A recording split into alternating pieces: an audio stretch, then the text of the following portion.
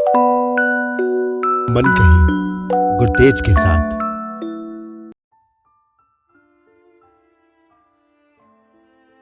लोगों से जीतना या दुनिया से जीतना मुश्किल नहीं है। उनसे तो हम किसी न किसी तिगड़मबाजी लगाकर जीत ही जाएंगे। पर सवाल है, खुद से कैसे जीता जाए? खुद को कैसे आजाद करवाया जाए जब यादों की बेड़ियां हमारे पैरों को जकड़े हों, जब किसी की बातें अमर बेल की तरह बुरी तरह हमारे मन पे लिपटी हो? उसे कैसे साफ किया जाए? हर व्यक्ति ना अपनी जिंदगी में कोई ना कोई ऐसा व्यक्ति चाहता है जिसको वो अपना सब कुछ मानता है, जो उसको समझे, जो उसकी बात सुने। और जब वो आपके पीछे खड़ा हो तो आप, चाहे सामने लाखों की भीड़ ही क्यों ना हो, आप भिड़ जाओ उनसे बिना किसी डर के। लेकिन जब हम ऐसा व्यक्ति खो देते हैं तो दिल्ली की तंग गलियों की भीड़ के जैसे अनुपम के मन में भी बहुत से विचारों की भीड़ बनी हुई थी। सब कुछ उलझा पड़ा था, जैसे पतंग की डोर हमसे उलझ जाती है। अगर वही उलझी डोर उलझी ना हो तो हमारी पतंग आसमान के सीने पर उड़ती हुई राज करती है। शाम को पुरानी दिल्ली में पड़ते अपने मकान की छत पर खड़ा वो सड़कों पर दौड़ती सरपट गाड़ियों को देख रहा था और यही सोच रहा था, ये मैं कैसे कर सकता हूं?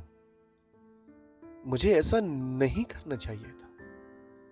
और काश काश एक बार मैं उसे मुड़ के तो देख लेता। अब शायद मानसी मुझे माफ भी कर दे, पर मैं खुद को कैसे माफ करूंगा? और जो मैंने किया है वो माफी के लायक नहीं है। यही सब विचार दिन भर उसके मन में चलते रहते थे और ये लाजमी भी है। वो अपनी जेब से फोन निकालता और उसका नंबर डायल करने की कोशिश करता, पर उंगलियां डायल बटन पर जाकर थम जाती। उसकी यह कोशिश सिर्फ कोशिश तक ही सीमित रहती।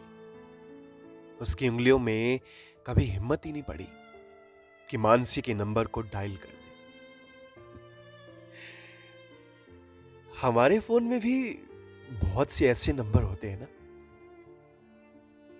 कब के बंद हो चुके होते हैं या हम उन पर कभी कॉल ही नहीं करते। पर हम उन नंबरों को कभी डिलीट भी तो नहीं करते। उनसे कुछ पुराना रिश्ता जो होता है। अनुपम के फोन में भी मानसी का नंबर अब इसी कैटेगरी में आता जा रहा था। इतने टाइम से वो भी तो ठीक ढंग से सो नहीं सका था। रोज अपना व्हाट्सएप खोलता और उसकी डीपी देखकर फिर उसे ब्लॉक कर देता। क्या देखना चाहता था वो? अगर आपको पता है तो मुझे नीचे कमेंट सेक्शन में बताइएगा। पर मानसी ने अब उससे व्हाट्सएप से ही नहीं बल्कि दिल से,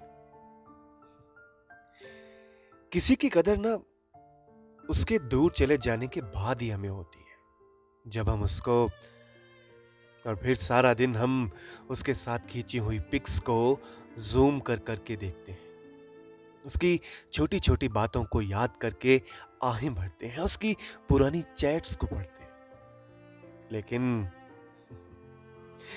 अब पछताए क्या होत जब चिड़िया चुग गई खेत। रिश्तों का ना एक मूल मंत्र होता है जिसे कहते हैं कदर। अगर आप रिश्तों की कदर नहीं करोगे तो ये रिश्ते भी आपकी कदर नहीं करेंगे।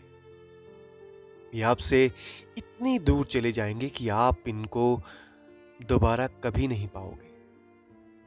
खास तौर पे उसकी तो विशेष कदर करो जो आपको प्यार करता है, सिर्फ उनकी नहीं जिनको आप प्यार करते हो। क्योंकि अक्सर टूटे रिश्तों की आह हमें ले बैठती है। किसी की आंख से निकले आंसू हमें बहा ले जाते हैं, डुबो देते हैं। बिल्कुल वैसे ही जैसे आज अनुपम को लो बैठी थी। मानसी की आंख से निकले आंसू अनुपम को डुबो रहे हैं।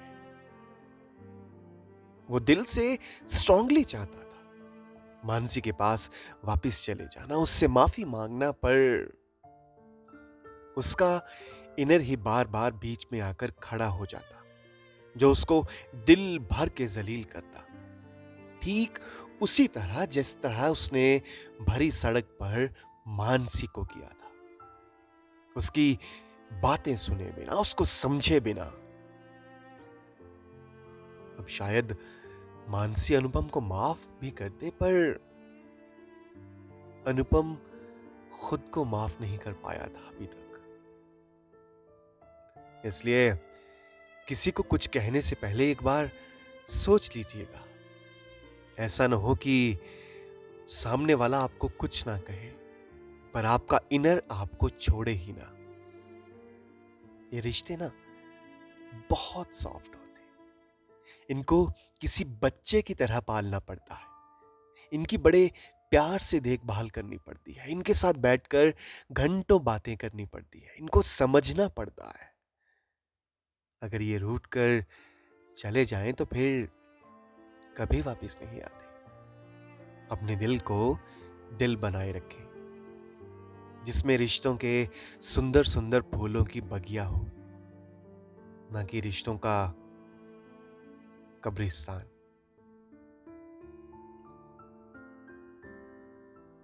तो ये थी मेरी आज की कहानी। उम्मीद करता हूं कि आपको पसंद आई होगी। अगर आप इस चैनल पर नए आए हैं या आपने अभी तक इस चैनल को सब्सक्राइब नहीं किया, तो इस चैनल को सब्सक्राइब कर लीजिएगा और साथ ही साथ बेल नोटिफिकेशन आइकन भी दबा लीजिएगा। अच्छा लगेगा आपको भी और मुझे भी।